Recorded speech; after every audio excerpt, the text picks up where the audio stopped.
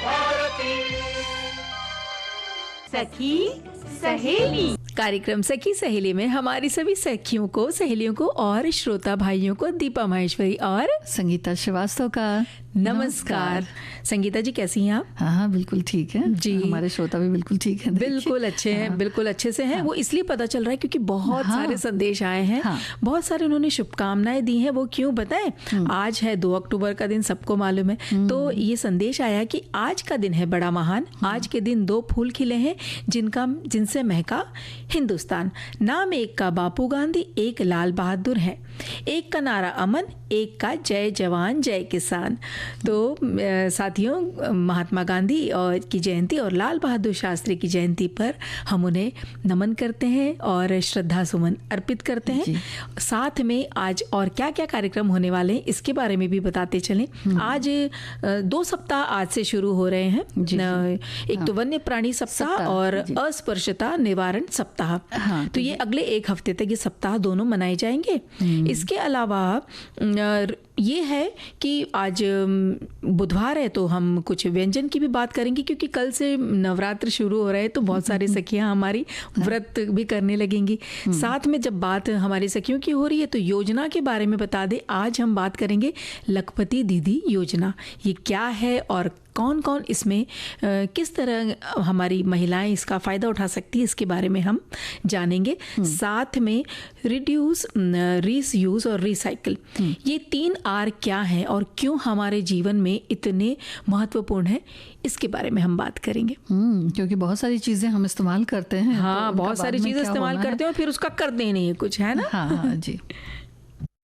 देखिए, सबसे पहले तो एक चीज़ ये होती है कि जब भी हम कुछ काम करते हैं या कुछ बात सोचते हैं तो सबसे पहले मन ही दर्पण बन जाता है। बिल्कुल। और इसी में बिल्कुल साफ छवि समझ में आती है और एक मन होता है अंदर से जो बताता है क्या सही है क्या गलत है ना? जी, अगर उसके बारे में शांति से सोचा जाए तो ज़रूर वो उत्तर देता है। हाँ जी। तो फिर यही बात होती है कि प्रकृति को लेकर भी अगर हम कोई छेड़छाड़ करते हैं तो इसमें भी हमारा मन कहीं ना कहीं व्यथित होता है और कहता है कि भाई ये हम क्या कर रहे हैं। जी बिल्कुल, है ना? तो इसीलिए इस बात को ध्यान में दिलाने के लिए वन्य प्राणी सप्ताह जो है वो मनाया जा रहा है ताकि हमें भी अपनी जिम्मेदारी का पता चले। तो हमारे एक श्रोता ने लिखा है कि ये सप्ताह प्रकृति के संतुलन को बनाए रखने में वन्य जीवों की भूमिका के बारे में आम जनता के बीच जागरूकता बढ़ाने के लिए मनाया जाता है और लंबे समय तक वन्य जीवों को होने वाले कोई भी नुकसान पूरी पारिस्थितिकी तंत्र को खतरे में डालता है।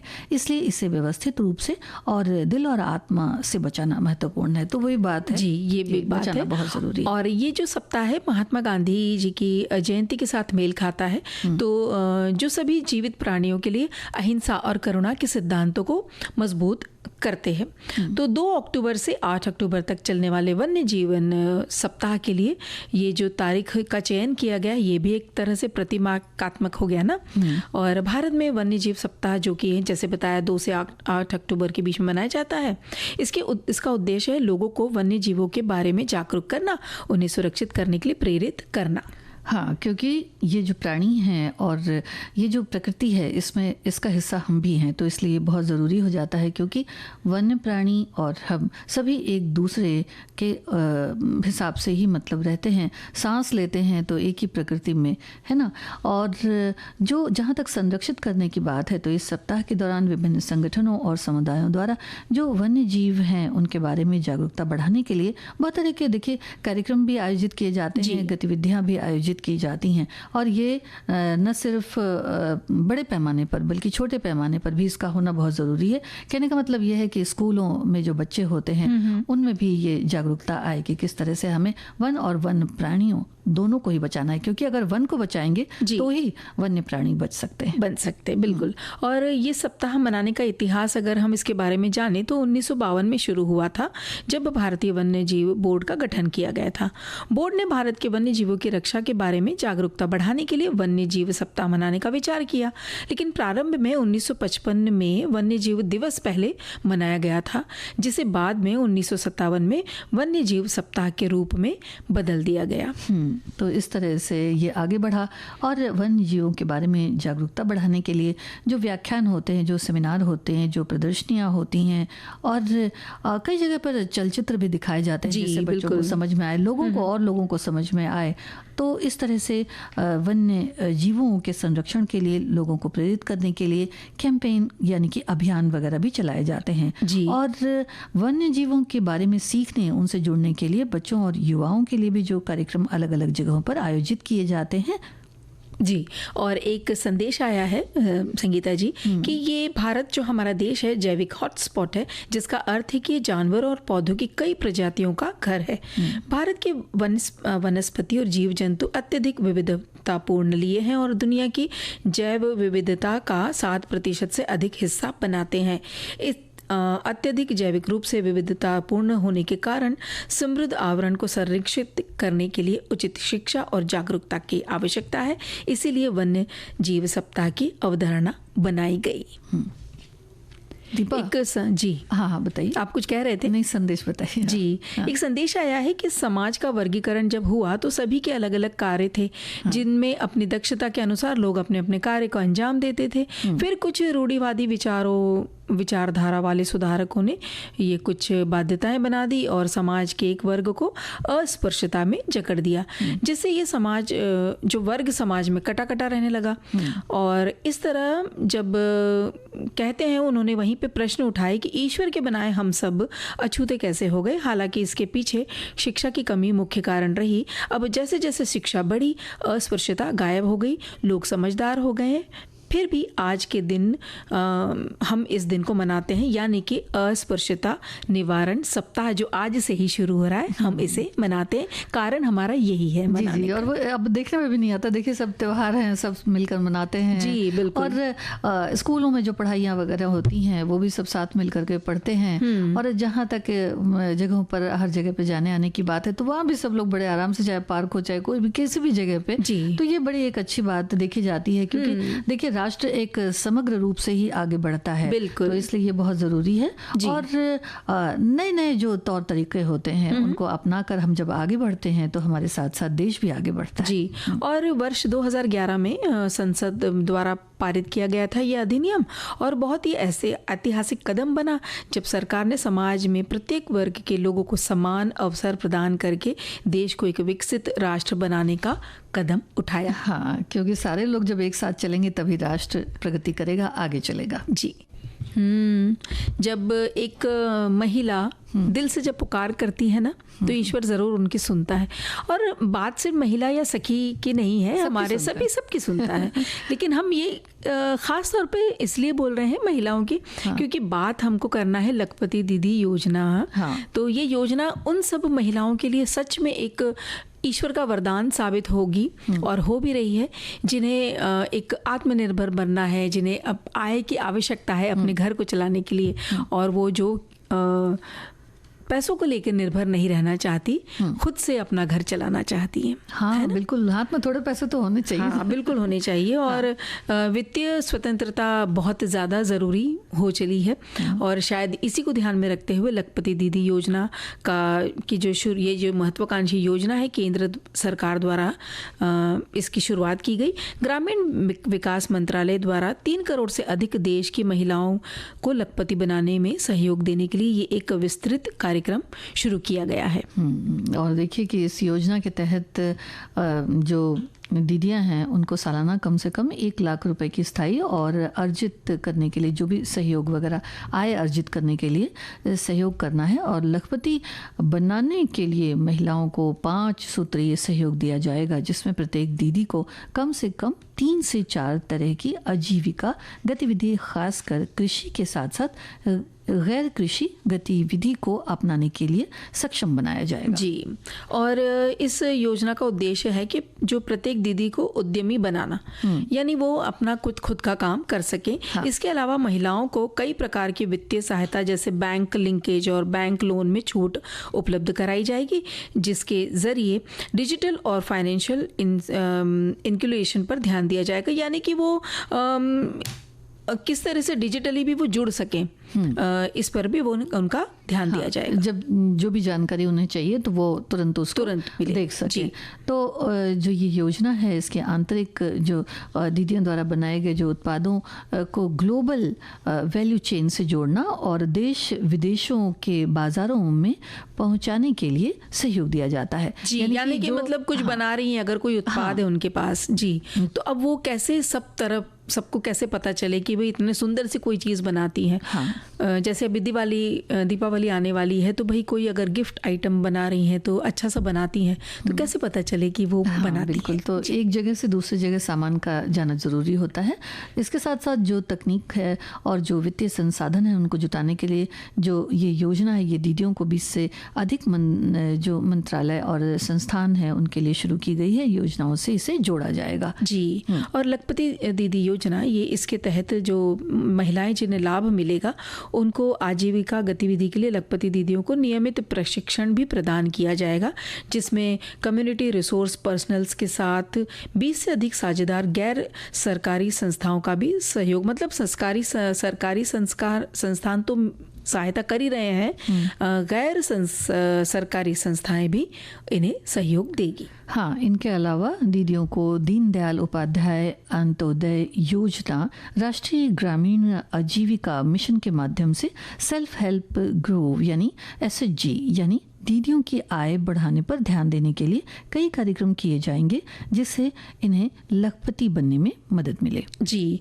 दीदियों के उत्पादक समूह को मजबूत बनाने के लिए PE, PG या फिर FBO रिवॉल्विंग फंड, सामुदायिक निवेश फंड, बैंक लिंकेज के रूप में उन्हें वित्तीय सहायता, इसके साथ कृषि या इससे संबंधित क्षेत्रों में आजीविका बढ़ाने के लिए कई कार्यक्रम चलेंगे, जैसे पशुधन बढ़ाना, जनगली उपयोग में सहयोग और कई गैर कृषि आजीविका कार्यक्रम जिसमें स्टार्टअप भी शामिल किए जाएंगे और वन स्टॉप फैसिलिटी जैसी चीज़ें भी शामिल की जाएंगी। और इसमें देखिए एक है कि स्वयं सहायता समूह के ज़रिए वित्तीय सहायता दी जाती है, यानी कि जो खुद का उनका समूह होता है उसमें, जिसमें 20,000 रुपये से 30,000 रुपये का रिवॉल्विंग फंड जो है वो दिया जाता है और 2.5 यानी कि 2.5 लाख रुपए तक का सामुदायिक जो निवेश फंड है CIF, सिक्योरिटी के बिना 20 लाख रुपए तक बैंक लोन और बैंक लोन के शीघ्र भुगतान पर ब्याज में छूट दी जाती है और 5 लाख रुपए के लोन के लिए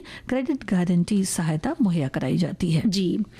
इस योजना का उद्देश्य ये है कि देश की जैसे अभी हमने बताया 3 करोड़ से अधिक महिलाओं को उद्यमी बनाना और इस योजना के माध्यम से महिलाओं को 5 लाख रुपए तक का ऋण बिना ब्याज या बिना सिक्योरिटी के मुहैया कराए जाए, जिससे महिलाएं अपना व्यापार शुरू कर सकती हैं, आत्मनिर्भर बन सकती हैं, वित्तीय रूप से सशक्त हो सकती हैं और साथ ही आजीविका के उन्हें नए अवसर भी इस योजना के द्वारा उन्हें मिल सके।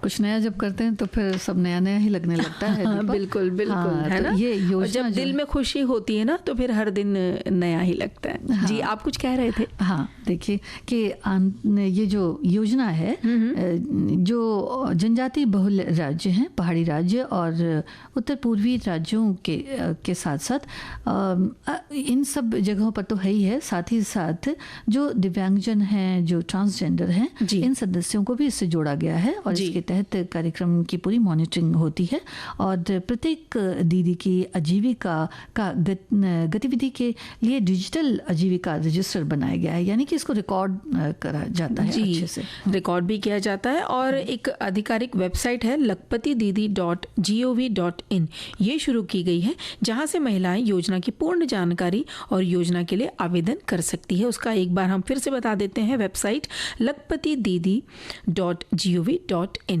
यहाँ से आप जानकारी ले सकते हैं और कुछ तो हम यहाँ पर अभी दे ही रहे हैं। हाँ, है ना। ब्रेक के बाद हम फिर आ चले हैं, कार्यक्रम है सखी सहेली और बात कर रहे थे हम लखपति दीदी योजना की, तो उसके बारे में बहुत सी जानकारी है संगीता जी, लेकिन एक कुछ जानकारी आप देना चाहती हैं? मेरे प्यारे देशवासियों, हम हमेशा अपनी प्रगति किसी और की तुलना में ही नापने के आदी होते हैं। हमारी पूरी शक्ति प्रतिस्पर्धा में खप जाती है। जीवन के बहुत क्षेत्र होंगे जिसमें शायद प्रतिस्पर्धा जरूरी होगी, लेकिन स्वयं के विकास के लिए तो प्रतिस्पर्धा उतनी प्रेरणा नहीं देती है जितनी कि खुद के साथ हर दिन स्पर्धा करते रहना। खुद के ही साथ स्पर्धा कीजिए। अच्छा करने की स्पर्धा, तेज गति से करने की स्पर्धा, और ज्यादा करने की स्पर्धा, और नई ऊंचाइयों पर पहुंचने की स्पर्धा आप खुद से कीजिए। बीते हुए कल से आज ज्यादा अच्छा हो, इस पर मन लगाइए और आप देखिए ये स्पर्धा की ताकत आपको इतना संतोष देगी, इतना आनंद देगी जिसकी आप कल्पना नहीं कर सकते। हम लोग बड़े गर्व के साथ एथलीट सर्गेई बुबका का स्मरण करते हैं। इस एथलीट ने 35 बार खुद का ही रिकॉर्ड तोड़ा था। आप भी उसी लिहाज से आगे बढ़े तो आप देखिए आपको प्रगति के रास्ते पर कोई नहीं रोक सकता है। देखिए कौन कौन सी दीदियाँ या कौन से वर्ग इसके पात्र हैं जी। हाँ? और इसमें ये है कि सबसे पहले आपको सीधी सी बात है कि आपको भारतीयता होनी चाहिए, भारतीय सिटीजनशिप आपके पास होनी चाहिए। साथ में हम जो इसके बारे में बात कर रहे थे कि पात्रता में हाँ ये हमने बात न्यूनतम 18 से 50 वर्ष होना चाहिए, न्यूनतम 18 वर्ष और अधिकतम 50 वर्ष होनी चाहिए। जी हाँ, और दिव्यांगजन और ट्रांसजेंडर की जो हमने आप बात करें जी, तो वो भी इसमें शामिल है। जी वो भी इसमें शामिल है। और साथ में महिला के परिवार की वार्षिक आय 3 लाख रुपए से अधिक नहीं होनी चाहिए और आवेदिका के परिवार के सदस्य सरकारी पद पर कार्यरत नहीं होने चाहिए। यानी अगर उस परिवार में कोई सरकारी पद पर है तो वहाँ पे नहीं फिर ये योजना लागू हो सकेगी। और दस्तावेज, अगर दस्तावेज की बात करें कि दस्तावेज क्या क्या चाहिए, आधार कार्ड चाहिए, पैन कार्ड होना चाहिए और आय प्रमाण पत्र, निवास प्रमाण पत्र, फिर शैक्षणिक प्रमाण पत्र, बैंक खाता, पासपोर्ट साइज की फोटो, मोबाइल नंबर, ये सब आपको लगेंगे। हाँ। और इसके अलावा जब आप जाएंगे दफ्तर में तो वो बता ही देंगे इनमें से कौन कौन सी चीज़ ज़रूरी है, कौन सी नहीं। लेकिन योजना के लिए आप ऑनलाइन अप्लाई कर सकते हैं। तो उसके लिए केंद्र सरकार योजना की जो आधिकारिक वेबसाइट है वो वहाँ पे जा सकते हैं, वहाँ से आवेदिका योजना की पूर्ण जानकारी ले सकती है। ये तो हम बता ही चुके पहले। ऑफलाइन भी आप इस को कर सकते हैं। उसके लिए आपको पंजीकरण करना अनिवार्य है और एक जो भी आपकी जो आपके आसपास के जो विभाग है हाँ। उनसे आपको जाके बात करनी होगी, पता लगाना होगा और फॉर्म वहाँ से आपको लेना होगा। जी, और समय समय पर जो बदलाव भी होते हैं वो भी ऑनलाइन जब आप देखते हैं तो उसमें आपको पता चल जाएंगे। और विभाग के लिए आप कोई नज़दीकी बाल विकास विभाग पे भी जा सकते हैं और फॉर्म भरने में भी आपकी मदद कर देंगे और जो जानकारी आपको चाहिए वहाँ पे संपूर्ण जानकारी आपको मिल जाएगी। मेरे प्यारे देशवासियों, कर्नाटका के एक दंपति सुपारी के रेशे से बनी कई यूनिक प्रोडक्ट्स इंटरनेशनल मार्केट तक पहुंचा रहे हैं। कर्नाटका में शिवमोगा में ये दंपति हैं, श्रीमान सुरेश और उनकी पत्नी श्रीमती मैथिली। ये लोग सुपारी के रेशे से ट्रे, प्लेट और हैंडबैग से लेकर कई डेकोरेटिव चीजें बना रहे हैं। इसी रेशे से बनी चप्पलें भी आज खूब पसंद की जा रही हैं। उनके प्रोडक्ट्स आज लंदन और यूरोप के दूसरे बाजारों तक में बिक रहे हैं। यही तो हमारे प्राकृतिक संसाधनों और पारंपरिक हुनर की खूबी है जो सबको पसंद आ रही है। भारत के इस पारंपरिक ज्ञान में दुनिया सस्टेनेबल फ्यूचर के रास्ते देख रही है। हमें खुद भी इस दिशा में ज्यादा से ज्यादा जागरूक होने की जरूरत है।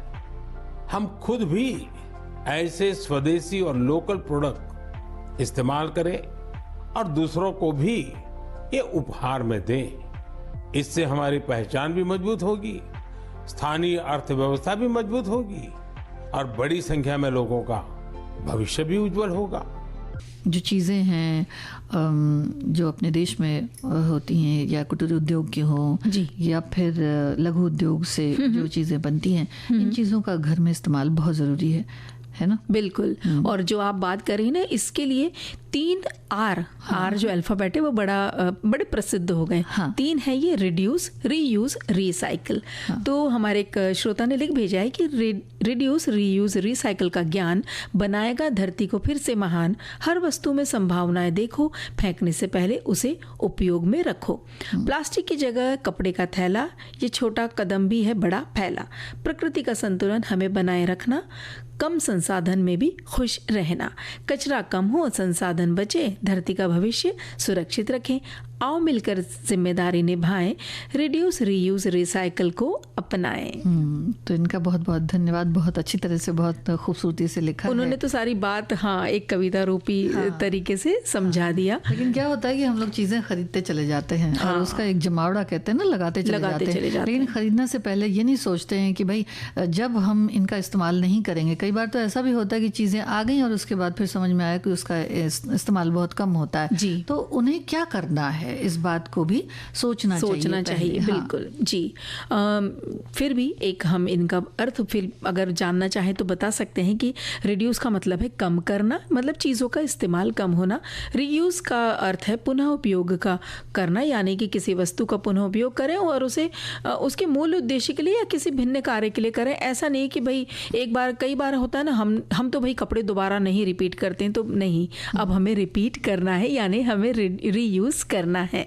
रिसाइकिल यानी पुनः चक्रण, इसका अर्थ है कि कचरे को ऐसे सामग्री में परिवर्तित करें जिसका उपयोग उस वस्तु को पुनः बनाने, मतलब किसी तरह की वस्तु को पुनः बनाने या कुछ और बनाने के लिए किया जा सके। हाँ बिल्कुल, कागज की लुगदी वगैरह से भी बहुत सारी चीजें बन जाती हैं। और बहुत सारी ऐसी चीजें होती हैं जैसे कपड़े वगैरह हैं, उनको भी जब हम नहीं इस्तेमाल करते हैं तो उसको भी रिसाइकिल किया जाता है, यानी कि वो एक जगह फैक्ट्री में जा करके और उसके बाद उसको रिसाइकिल करते हैं, तो उससे कई बार कागज भी बनते हैं। और कई बार ऐसा भी होता है कि जैसे घर में ही है तो छोटी छोटी उसका, पहले देखिए क्या होता था कि कपड़े के थैले वगैरह चलते थैले बन जाते थे और गद्दियां बनती थी, छोटे बच्चों के तो गद्दे जो लोकल अपने भाषा में गोदड़ी बोलते हैं ना छोटे बच्चों के, वो भी बनते थे जी। वो तो आज भी बनते हैं, हमारे जो अपने मूल निवास हम जहाँ हैं गाँव और छोटे शहरों में आज भी बनते हैं। बहुत आरामदेह होते हैं और उसमें जो मुलायम कपड़े होते हैं जैसे रेशमी कपड़े वगैरह वो डाले जाते हैं जिससे कि वो मुलायम रहे। और झूला वगैरह झूला वगैरह जो बच्चों के लिए झूले वगैरह बनाए जाते हैं, उसमें तो जो अच्छी मजबूत साड़ियां हैं उनका इस्तेमाल हो जाता है और वो सालों साल तक वो वाले झूले इस्तेमाल होते हैं और एक याद और एक स्मरण का प्रतीक बन जाता है कि देखो हमारे घर में झूला, वो एक परिवार से दूसरे परिवार में घूमता रहता है ना। और ये जो हम बात कर रहे हैं कि रिड्यूस, रीयूज, रिसाइकिल, ये इसी क्रम में ही क्यों है और क्यों ये इस तरह से जो कचरे और ग्रीन हाउस गैस उत्सर्जन को कम करने में ये हमारे मदद करने में बहुत प्रभावी है।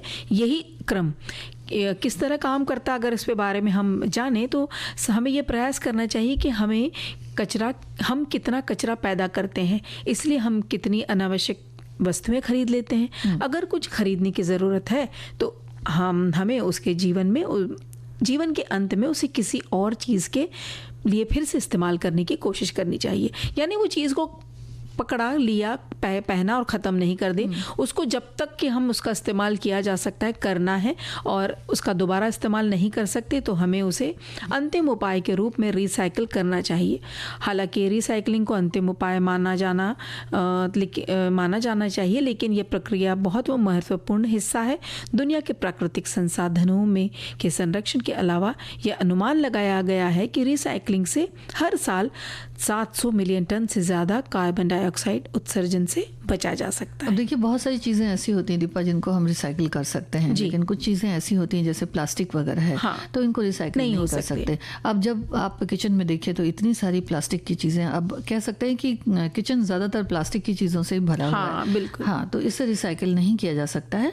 तो इसका किस तरह से उत्सर्जन होता है और इसको रिसाइकिल नहीं किया जा सकता है या फिर बहुत ही कम पैमाने पैमाने पर कुछ किया जा सकता है तो उसको अवॉइड किया जाए, न इस्तेमाल किया जाए तो बहुत अच्छा है। क्योंकि देखिए थैले वगैरह की जहाँ तक बात है तो प्लास्टिक जब हम मांगते हैं तब लोग देते हैं, जब हम मांगेंगे ही नहीं तो लोग देंगे क्यों? है ना? सही तो इस बात के लिए पहले से ही तैयार होकर के उसके बाद जाना चाहिए कि क्या सामान लाना है, कितना बड़ा उसके लिए हम लोगों को झोला थैला चाहिए जी।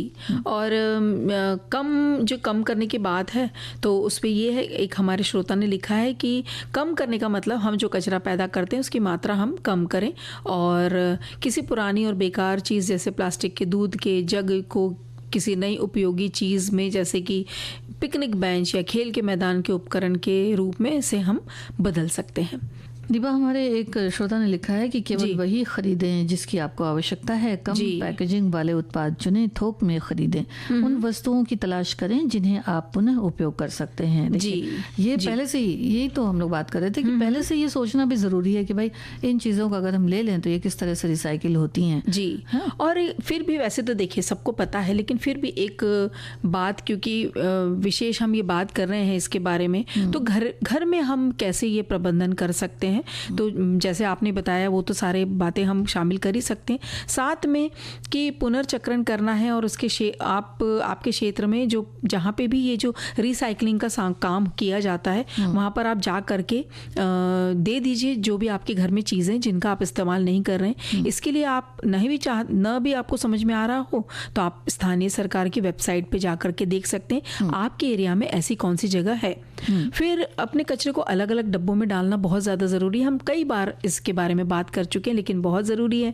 फिर आपका कचरा रिसाइकिल करने से पहले यानी पुनर्चक्रण करने से पहले साफ हो जाना चाहिए, उसके बाद ही उसके आप दीजिए। और इस्तेमाल करने लायक जो चीज़ें हैं वो आप देख लीजिए कि अच्छी चीज़ है बिल्कुल। कई बार क्या होता है कि बहुत सारी चीज़ें जो हैं वो बिल्कुल नई की नई पड़ी रह जाती हैं, तो उनको बिल्कुल उस तरह जैसे कुछ चीज़ें कांच की बोतलों में आती हैं, अच्छे डब्बों में आती है, तो आप उनको यूज़ कर सकते हैं ना, उसको इस्तेमाल कर सकते हैं, दे सकते हैं, दे भी सकते हैं। घर में नहीं यूज़ हो रहा है तो दे सकते हैं। कांच की बोतल का तो देखिए आप प्लांट उसमें लगा लीजिए, पानी पीने के लिए यूज़ कर लीजिए, इसमें सामान कुछ ऐसा जैसे मुखवास वगैरह जो माउथ फ्रेशनर होते हैं वो भी भर के रख सकते हैं, बड़ा टाइट सा उसका ढक्कन रहता है, तो ये भी कर सकते हैं। और भंडारण भी भर सकते हैं हम उसमें, है ना। मेरे प्यारे देशवासियों, आपके परिवार में अनेक प्रकार के वस्त्र होंगे, अनेक प्रकार के फैब्रिक्स होंगे, अनेक कंपनियों के प्रोडक्ट होंगे। क्या उसमें एक खादी का नहीं हो सकता क्या? मैं सिर्फ इतना कहता हूं कि कम से कम एक चीज, भले हैंडकरचीफ हो, भले घर में नहाने का तौलिया हो, भले हो सकता है बेडशीट हो, तकिए का कवर हो, पर्दा हो, कुछ तो भी हो। अगर परिवार में हर प्रकार के फैब्रिक का शौक है, हर प्रकार के कपड़ों का शौक है, तो एक ये भी तो होना चाहिए। और ये मैं इसलिए कह रहा हूं कि अगर आप खादी का वस्त्र खरीदते हैं तो एक गरीब के घर में दिवाली का दिया जलता है। तो बातें बहुत सारी हमने ये कर ली कि घर में क्या करना चाहिए, क्या नहीं करना चाहिए, है ना। और देखिए एक बात तो है, व्यंजन तो हमेशा बनना चाहिए। तो बात खास दिन हो, आम दिन हो, त्योहार हो या कोई सादे दिन क्यों ना हो, तो लेकिन क्योंकि कल से नवरात्र शुरू हो रहे हैं, बहुत सारी हमारी सखियां उपवास पर होंगी, सखा भी होंगे, हमारे श्रोता भाई भी उपवास करते हैं, तो ऐसे में फलाहार का बड़ा महत्व हो जाता है।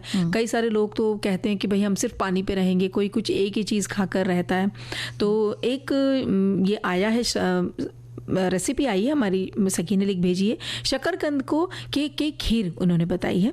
तो उसे धोकर साफ करना है, दूध को उबालने के लिए चढ़ा दें, तो दूध जब उसमें उबाल आ जाए तो इसमें आप अपने स्वाद के अनुसार चीनी या मिश्री मिला दें, इलायची का पाउडर मिला दें। अब इसमें कच्चे घिसे हुए शकरकंद डालना है, उबला हुआ नहीं, कच्चा ही डाल दीजिए कद्दूकस करके, और ये बहुत जल्दी पक जाते हैं और बहुत अच्छी गाढ़ी रबड़ी जैसी खीर तैयार हो जाती है। अगर आप चीनी मिश्री नहीं चाहते हैं तो गुड़ यानी कि जैगरी, आजकल हो गया ना, कई सारे लोग गुड़ का खाते हैं, तो वो अलग से गर्म कर लें, थोड़ा सा मतलब उसको गाढ़ा कर लें, गुड़ का सिरप जैसा बना लें, चाशनी जैसा। और जब ये खीर ठंडी हो जाए तो उसमें आप ये जो गुड़ की चाशनी वो भी डाल सकते हैं और उसको मिला लें, तो व्रत में खा सकते हैं। और सिर्फ व्रत वाले क्यों, कोई बाकी घर के परिवार के लोग खा सकते हैं। हाँ, इसमें आप किशमिश, ड्राई फ्रूट ये सब मिला करके उसको बड़ा चाहे तो उसको एकदम रसदार और सुंदर सा भी बना सकते हैं। ये खनक कैसी है पता है ऐसा क्यों? हमने यहाँ गीत में साथ साथ में अपने हाथों से ही नवरात्र का जो गरबा है वो खेल लिया। तो देखिए आज बहुत सारी बातें हुई, हमने बहुत सारी जानकारी भी ली, और जो हमने ये जो रिड्यूस, रीयूज और रिसाइकिल के बारे में बात की, बहुत ज़रूरी है कि छोटी छोटी जो बदलाव है घर से शुरू करें, और उसके लिए घर जाना ज़रूरी है। हाँ, तो अब सहेली कार्यक्रम का समय तो हो रहा है पूरा। जी बिल्कुल। तो बहुत बहुत पहले धन्यवाद करते हैं अपने श्रोताओं का, बहुत अच्छे अच्छे कमेंट्स उन्होंने लिखे। लेकिन कुछ चीज़ें ऐसी होती हैं कि जो हम बातें करते हैं उन्हें ज़िंदगी में उतारना बहुत ज़रूरी होता है। जी बिल्कुल। तो जो ये रिसाइकिल वाली बातें हमने करी हैं तो उस पर ज़रूर कुछ ना कुछ किया जाएगा। और जो वन्य सप्ताह के बारे में भी बात हुई है कि हाँ, हम कैसे प्राणियों के, प्रकृति के प्रति अपना प्रेम जताने के लिए कुछ अपने ही सोच, विचार और आदत में बदलाव लाएं, और ये सब करने के लिए हमें लेना होगा इजाज़त। तो दीजिए दीपा माहेश्वरी और संगीता श्रीवास्तव को इजाज़त। सभी को नमस्कार। विविध भारती।